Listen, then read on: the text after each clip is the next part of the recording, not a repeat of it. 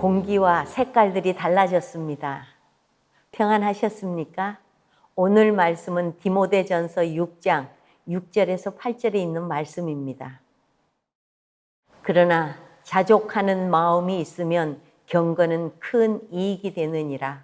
우리가 세상에 아무것도 가지고 온 것이 없음에 또한 아무것도 가지고 가지 못하리니 우리가 먹을 것과 입을 것이 있은즉 족한 줄로 알 것이니라. 아멘. 노만 빈센트 필 목사님이 자바에 있는 발리섬을 방문했답니다. 이 섬 사람들이 세계에서 제일 행복하게 산다는 소문을 듣고 일부러 보려고 간 것이었습니다. 큰 산업시설이나 재미있는 오락시설도 하나 없는 섬인데 어째서 발리섬 사람들은 그토록 행복한 것일까? 필 목사님은 섬 사람들을 일주일 동안 인터뷰한 뒤에 그것을 종합해서 5가지 해답을 얻었습니다. 첫째, 우리는 아무것도 가진 것이 없다. 둘째, 우리의 생활은 단순하다. 셋째, 우리는 서로 좋아한다. 넷째, 우리는 먹을 것이 넉넉하다. 다섯째, 우리는 아름다운 섬에 산다. 신기한 것은 이 5가지 행복의 조건 모두가 소유의 개념이 아니라는 사실입니다. 무엇을 가졌기에 행복한 것이 아닙니다. 함께하고 나누고 누리는 데서 오는 아주 자연적인 행복입니다. 여러분, 여러분이 처한 환경에 대하여 만족하면서 살고 있습니까? 부모에 대하여, 남편에 대하여, 아내에 대해서, 자녀와 직장에 대하여, 여러분의 건강에 대하여, 여러분들이 하고 있는 모든 일에 대하여 만족하십니까? 불만은 없습니까? 그러면 이렇게 대답하실 겁니다. 없긴 왜 없어? 당연한 일을 묻고 그래. 왜 사람들은 만족한 생활을 하지 못하는 것일까요? 인간의 욕심과 욕망 때문에 그렇습니다. 더 많이 갖고 싶은 욕심, 더 많이 누리려는 욕망, 더 높아지려는 욕망 때문에 만족하지 못하는 것입니다. 오늘 본문은 우리에게 자족하는 법을 배우라고 말씀합니다. 어떻게 하면 자족할 수 있습니까? 첫째, 아무것도 가지고 온 것이 없다는 것을 알아야 합니다. 오늘 본문은 우리가 세상에 아무것도 가지고 온 것이 없음에 라고 말씀합니다. 아주 당연한 말씀입니다. 누구라도 아는 지식입니다. 우리는 이 땅에 올 때 시루라기 하나 안 걸치고 나오지 않았습니까? 그런데 누구라도 알 수 있는 이 말을 사도 바울은 왜 또 강조하고 있는 것일까요? 자족하는 마음을 배우려면 이 땅에 사는 동안 내 것이 아무것도 없다는 것을 배워야 합니다. 그래서 바울은 우리가 아무것도 가지고 태어나지 않았다는 것을 강조하고 있는 것입니다. 내 것이라 말하려면 애초부터 가지고 나와야 내 것이라 할 수 있습니다. 그런데 아무도 그 무엇도 가지고 온 사람이 없습니다. 그러니 내 것이란 이 땅에 하나도 없는 것입니다. 내가 쥐고 소유하고 누리고 있는 것은 다 하나님께서 주신 것입니다. 하나님께서 주셨으니 다 하나님의 것입니다. 여러분, 어차피 내 것이 아닌데 많고 적음에 마음 쓸 것이 뭐 있습니까?